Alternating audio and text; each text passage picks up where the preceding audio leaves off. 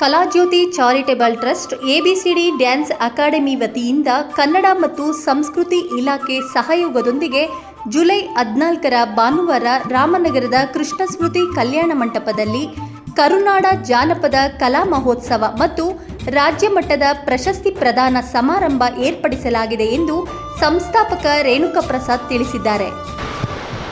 ಕಲಾಜ್ಯೋತಿ charitable ಟ್ರಸ್ಟ್ನ ವತಿಯಿಂದ ಇದೇ ಭಾನುವಾರ ದಿನಾಂಕ 14ನೇ ತಾರೀಕಂದು ಕಲಾಜ್ಯೋತಿ ಕಲಾ ಮಹೋತ್ಸವ ಹಾಗೂ ರಾಜ್ಯ ಮಟ್ಟದ ಪ್ರಶಸ್ತಿ ಪ್ರದಾನ ಕಾರ್ಯಕ್ರಮ ಹಮ್ಮಿಕೊಂಡಿದೆ. ಕರುನಾಡ ಜನಪದ ಕಲಾ ಮಹೋತ್ಸವ ಹಾಗೂ ರಾಜ್ಯ ಮಟ್ಟದ ಪ್ರಶಸ್ತಿ ಪ್ರದಾನ ಸಮಾರಂಭ ಇದೆ.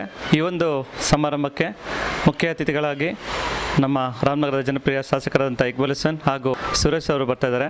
ಹಾಗೆ ಈ ಒಂದು ಕಾರ್ಯಕ್ರಮದ ಉದ್ಘಾಟನೆಗಾಗಿ ಅಂತಾರಾಷ್ಟ್ರೀಯ ಮಟ್ಟದ ಗಾಯಕರಾದಂಥ ಜೋಗಿಲೆ ಸಿದ್ದರಾಜ್ ಅವರು ಹಾಗೂ ನಮ್ಮೆಲ್ಲರ ನೆಚ್ಚಿನ ಜನಪದ ವಿದ್ವಾಂಸರು ಹಾಗೂ ಜನಪದ ಲೋಕದಲ್ಲಿ ಹಲವಾರು ಕಲಾವಿದರಿಗೆ ಮಾರ್ಗದರ್ಶಕರಾದಂಥ ಡಾಕ್ಟರ್ ಕುರುಬ ಬಸವರಾಜ್ ಅವರು ಬರ್ತಾ ಇದ್ದಾರೆ. ಹಾಗೂ ಈ ಒಂದು ಕಾರ್ಯಕ್ರಮದಲ್ಲಿ ಹಲವಾರು ಸೆಲೆಬ್ರಿಟೀಸ್ ಬರ್ತಾ ಇದ್ದಾರೆ.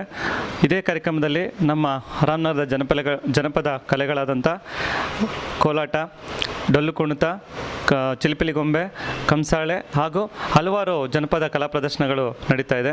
ಈ ಒಂದು ಕಾರ್ಯಕ್ರಮದಲ್ಲಿ ಇದೇ ಮೊದಲನೇ ಬಾರಿಗೆ 25ಕ್ಕೂ ಹೆಚ್ಚು ಕಲಾವಿದರನ್ನ ಹಾಗೂ ಸಾಧಕರನ್ನ ಗುರುತಿಸಿ ಕೆಂಪೇಗೌಡ ಪ್ರಶಸ್ತಿ ಹಾಗೂ ರಾಮನಗರ ಜಿಲ್ಲೆಯ ರೇಷ್ಮೆ ನಾಡು ಪ್ರಶಸ್ತಿಗೆ ಆಯ್ಕೆ ಮಾಡಿದ್ದೀವಿ. ಸಂಸ್ಥೆ 12 ವರ್ಷಗಳಿಂದ ಪ್ರತಿ ವರ್ಷವೂ ಒಂದು ವಾರ್ಷಿಕೋತ್ಸವ ಸಮಾರಂಭದಲ್ಲಿ ಈ ಒಂದು ಕಾರ್ಯಕ್ರಮನ ಹಮ್ಮಿಕೊಳ್ತಾ ಇದ್ದೀವಿ.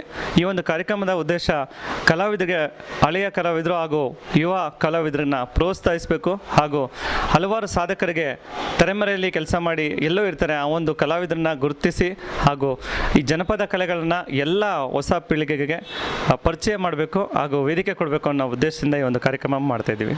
ಈ ಒಂದು ಕಾರ್ಯಕ್ರಮ ಯಶಸ್ವಿಯಾಗಕ್ಕೆ ಎಲ್ಲರೂ ಸಹಕರಿಸಬೇಕು ಅಂತ ಕೇಳ್ಕೊಳ್ತೀನಿ. ಥ್ಯಾಂಕ್ ಯು, ಧನ್ಯವಾದಗಳು.